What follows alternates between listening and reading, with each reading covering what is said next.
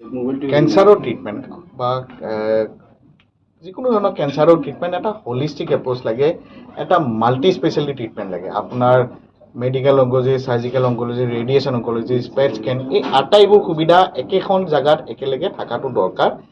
যিকোনো এটা পেচেণ্টৰ কেঞ্চাৰ পেচেণ্টৰ ট্ৰিটমেণ্ট ছিকুৱেঞ্চটো প্ৰথমে কি কৰা যাব, আপোনাৰ ষ্টেজিংটো, এই আটাইবোৰ ফেক্টৰ মেটাৰ কৰে। তাৰে কাৰণে এখন প্ৰপাৰ আপোনাৰ ফেচিলিটি থাকিব লাগে, য'ত আপোনাৰ গোটেইখিনি সুবিধা একেলগে থাকে।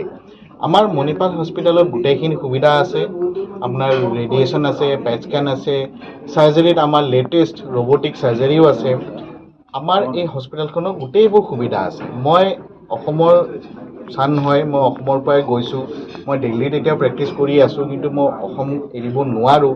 অসমত কেঞ্চাৰ ইনচিডেঞ্চ ইমান বেছি, গতিকে মই অসমত এটা ৰেগুলাৰ আহি মাহত এবাৰকৈ আহিলেও এটলিষ্ট ইয়াৰে কেঞ্চাৰ পেচেণ্টখিনিক মই কিবা এটা ডাইৰেকশ্যন বা কিবা এটা সুবিধা মই যদি আগবঢ়াব পাৰোঁ, সেইটো উদ্দেশ্যৰে আমাৰ এই OPD-টো আমি আৰম্ভ কৰিছোঁ। মাহত এদিন বহিম। ইনিচিয়েলি আমি মাহত এদিনে বহিম। চাগে পিছত পেচেণ্ট বাঢ়িলে হয়তো মাহত দুদিন, তাতকৈ বেছি কৰিবলৈ অলপ অসুবিধা। এতিয়া আমি OPD-টো ষ্টাৰ্ট কৰিছোঁ বৰা চাৰ্ভিচৰ ওচৰত, UHS ভিষ্টা চেণ্টাৰ, তাতে আমি OPD-টো কৰিম। আমাৰ প্ৰত্যেক মাহৰ ইনিচিয়েলি এতিয়া আমি ছেকেণ্ড ছানডে দিনৰ 10টা বজাৰ পৰা আমি OPD-টো কৰিম।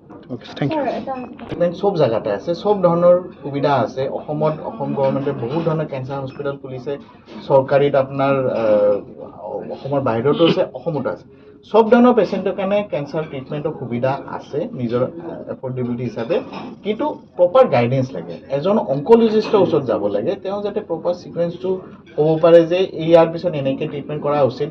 সেই ডাইৰেকশ্যনটো পালে তেওঁ সুবিধা হওঁতে মোৰ ইমানখিনি মই সুবিধা ইয়াৰে যিখিনি আৰ্থিকভাৱে দুৰ্বল মানুহ, সকলো পেচেণ্ট দিল্লীত যাব নোৱাৰে বা বাহিৰত যাব নোৱাৰে, তেওঁলোকৰ কাৰণে মই কিবা এটা গাইডেঞ্চ বা মই কিবা এটা ৰাস্তা মই দেখুৱাই দিব পাৰিম। ঠিক আছে, হ'ব।